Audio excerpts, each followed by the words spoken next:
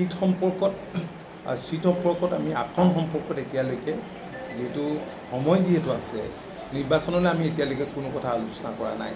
এতিয়া আসন বিচৰা বা আসন দিয়া এই দুয়োটা কথা নিৰ্ভৰ কৰিব জিকাৰ সম্ভাৱনীয়তাৰ ওপৰত আৰু সেই সম্ভাৱনীয়তাটো সৃষ্টি কৰিব পাৰে ডিব্ৰুগড়তেই বেলেগ বেলেগ সমষ্টিত ডেফিনেটলি আমি অলপ আলোচনাৰ মজিয়াত সেই কথাখিনি উলিয়াম আৰু সেই কথাখিনি ডেফিনেটলি মিত্ৰ দলেও চিন্তা কৰিব যে হয় ইয়াত এজিপিৰ জিকাৰ সম্ভাৱনা আছে, এজিপিক দিয়ক।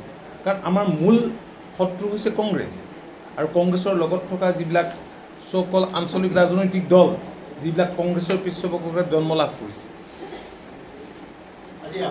তাহানি গান্ধী পৰিয়াল ইয়ালৈ অহাটো নতুন একো কথা নহয়। এই দলটো হৈছে এটা পৰিয়ালকেন্দ্ৰিক দল। এই দলটো ৰাহুল গান্ধী আহিছে যাব, ইয়াত কি ফৰক একো নপৰে। কাৰণ গান্ধী পৰিয়ালেতো দেশখন ৰাজ কৰিছিলে, দেশৰ বিভিন্ন ৰাজ্য, দেশৰ অংগৰাজ্য অসমতো দীৰ্ঘদিন ধৰি কংগ্ৰেছ দল ক্ষমতাত আছিল। কংগ্ৰেছ দলে ৰাজ্যবাসীৰ কাৰণে যি অন্যায় কৰি গ'ল খিলঞ্জীয়া মানুহৰ কাৰণে, তাৰ প্ৰায়শ্চিত্ত এতিয়াও আমি কৰিব পৰা নাই। অসম আন্দোলন হ'ল কিয় হ'ল? চুবুৰীয়া ৰাষ্ট্ৰৰ পৰা যেতিয়া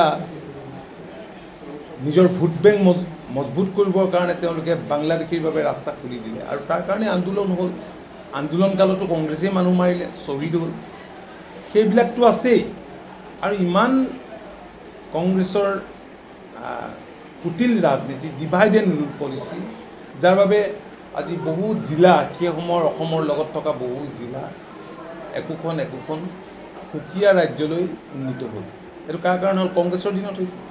আৰু ৰাজ্য দিয়ে এৰা নাই, সমস্যা এটাও ৰাখি দিছে যাতে উত্তৰ পুৰুষৰ কাৰণে এইটো এটা জঞ্জাল সদায় লাগি থাকে। যি জঞ্জাল ভাঙিবৰ কাৰণে আমাৰ চৰকাৰে মাননীয় মুখ্যমন্ত্ৰীৰ উদ্যোগত এইবাৰ ব্যৱস্থা ল'লে। আসাম মেঘালয়ৰ লগত বহুখিনি এনেধৰণৰ সমস্যা ইতিমধ্যেই ৰিজল্ভ হৈছে।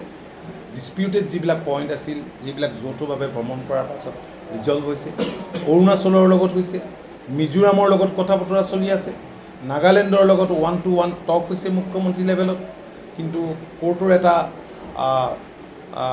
কোৰ্টৰ এই বিষয়টো থকাৰ কাৰণে এই ক্ষেত্ৰত মেঘালয় অৰুণাচলৰ লগত যেনেধৰণে আগবাঢ়িব পৰা গৈছে তেনেধৰণে সম্ভৱ হৈ উঠা নাই।